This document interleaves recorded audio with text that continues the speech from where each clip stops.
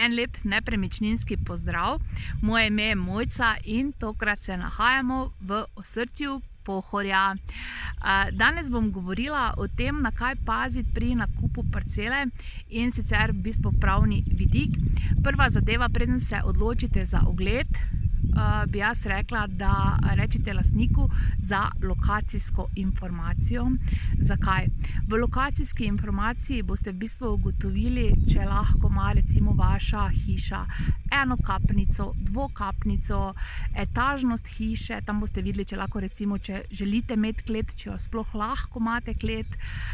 V lokacijski informaciji so tudi odmiki od mej napisani, pa lahko se vam tudi zgodi, da boste kupili stavbno zemljišče, na katerem ni mogoče graditi. Teda prva zadeva, lokacijska informacija.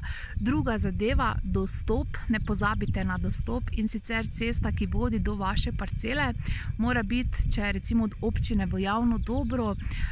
V primeru pa, da je pisana na kako fizično osebo, pa mora biti seveda služnost, da lahko vi dostopate do vaše parcele. Tretja zadeva so sigurno razne služnosti, ki so vpisane v zemljiško knjigo. Sosedi imajo dostikrat služnost za hojo po parceli. Dajte te služnostne pogodbe pregledati, da se vam ne bo zgodilo, da bo sosed lepo se vsak dan sprehajal čez vašo parcelo.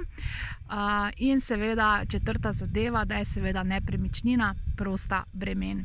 Tako da to je čisto na kratko pravni vidik pri nakupu parcele.